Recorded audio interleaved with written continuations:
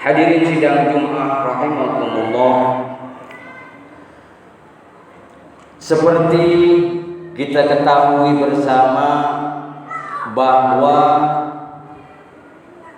ibadah sholat merupakan salah satu ibadah yang wajib kita kerjakan 5 waktu di dalam sehari.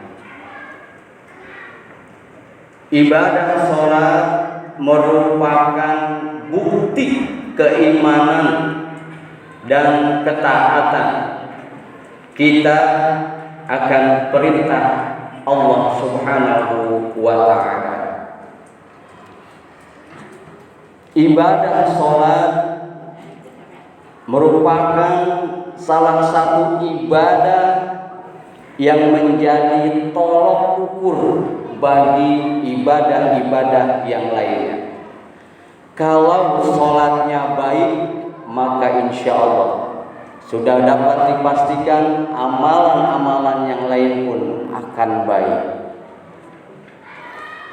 Akan tetapi sebaliknya, jikalau sholatnya itu rusak, maka sudah dapat dipastikan amalan-amalan yang lain pun akan rusak.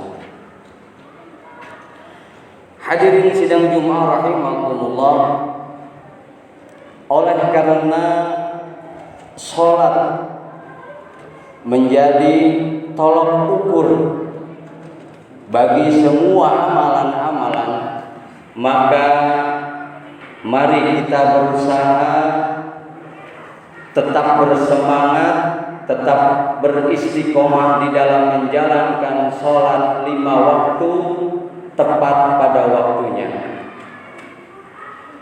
Dan hendaknya kita juga menambahnya dengan sholat-sholat tatawwu atau sholat-sholat sunnah. Kenapa? Karena sholat-sholat sunnah yang kita kerjakan akan menambah kekurangan-kekurangan yang ada di dalam sholat fardu kita. Hal ini sebagaimana yang telah ditegaskan oleh baginda tercinta kita, baginda Rasulullah sallallahu alaihi wasallam di dalam suatu hadis yang diriwayatkan oleh Imam Bukhari. Hadis dari Abu Hurairah radhiyallahu anhu. Nabi Muhammad sallallahu alaihi wasallam bersabda, "Inna awwala ma yuhasabu bihil 'abdu yaumal qiyamati min 'amalihi salatuhu. Fa in saluhat faqad aflaha wa anjaha." Sesungguhnya amalan-amalan seorang hamba yang paling pertama kali dihisab pada hari kiamat dari sekian amalan-amalannya adalah sholatnya. Maka apabila sholatnya itu baik, maka ia menjadi orang yang beruntung dan selamat. Wa in fasadat faqad khaba wa khasira. Maka kalau sholatnya itu rusak, maka ia telah menyesal dan ia telah merugi. Fa in taqasa min 'amalihi syai'un, kalau ada kekurangan dari amal-amalnya, qala rabbu tabaraka wa ta'ala, Allah berfirman, Allah berkata kepada para malaikat, unzuru hal li'abdi min tatawwu'in. Perhatikanlah, lihatlah apakah pada hambaku ini terdapat sholat-sholat sunnahnya. Fa yukammilu biha man taqasa min amalihi. Lalu dengan sholat-sholat sunnahnya itu disempurnakanlah sholat-sholat kekurangan daripada sholat-sholat fardunya. Wa idh yakunu ala sa'iri amalihi dzalika, dan begitu juga dengan semua amalan-amalannya seperti itu juga. Melalui hadis ini kita dapat mengambil sebuah hikmah bahwa ketika kita betul-betul menjaga, berusaha istiqomah dengan sholat kita, menjalankan sholat tepat waktu, maka insya Allah sholat kita akan menjadi baik.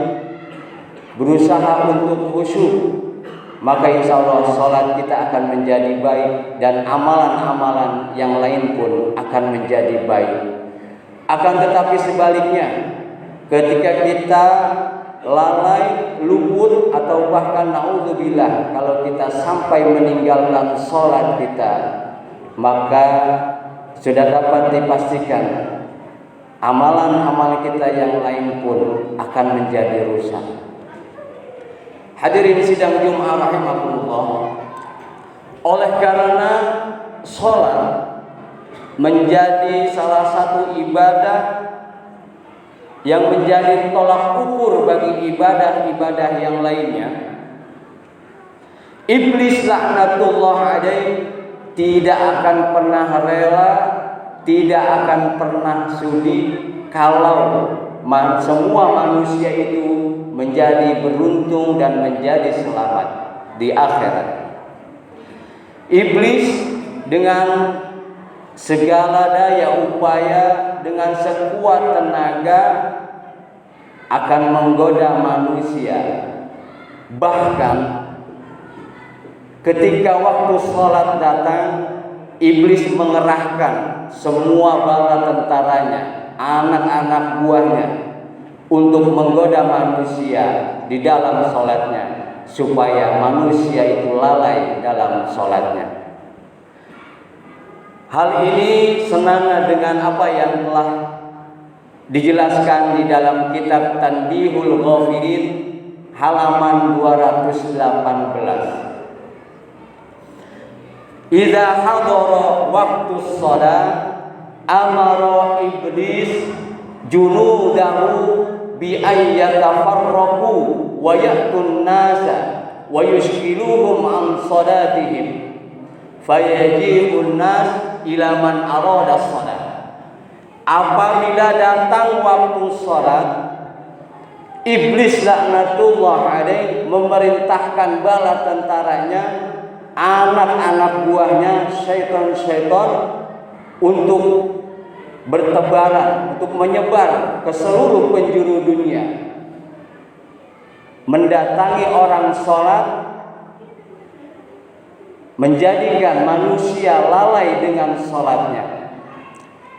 Ada beberapa upaya, usaha yang iblis, syaitan, yang mereka lakukan kepada kita yang hendak menjalankan sholat.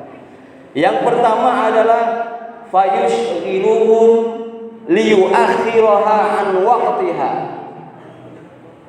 Syaitan menyibukkan manusia dengan pekerjaan-pekerjaannya, dengan keluarganya, anak cucunya, dengan rumah tangganya.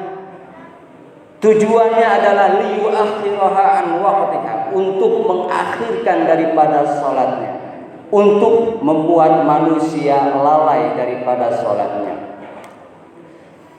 Kalau misi yang pertama ini gagal, iblis tidak menyerah dengan menjalankan misi yang selanjutnya. Wa in lam yaqdir, kalau mereka tidak mampu, tidak kuasa menggoda manusia dari godaan yang pertama tadi, fa innahu ya'muruhu bi alla yutimma ruku'iha wa sujudiha wa qira'atiha wa tasbihiha wa da'awatiha. Kalau misi yang pertama itu gagal, iblis membisikkan ke dalam hati manusia agar tidak menyempurnakan ruku'nya, tidak menyempurnakan sujudnya, tidak menyempurnakan bacaan-bacaan sholatnya, tidak menyempurnakan bacaan tasbih di dalam salatnya dan tidak menyempurnakan bacaan-bacaan doanya di dalam salatnya. Seperti kita ketahui bahwa tumakninah di dalam ruku dan sujud merupakan salah satu bagian daripada rukun salat. Dan seperti kita ketahui bahwa bacaan-bacaan salat merupakan bagian yang tak terpisahkan daripada kesempurnaan salat. Kemudian kalau misi yang kedua ini gagal, iblis tidak berhenti di situ. Lalu dia menjalankan misinya yang ketiga. Fayushghilu qalbahu bi umurid dunya.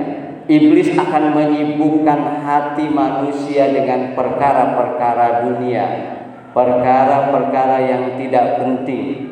Itu hinggap di pikiran, di perasaan dan di hati manusia, sehingga kita semua tidak bisa menjalankan dengan khusyuk.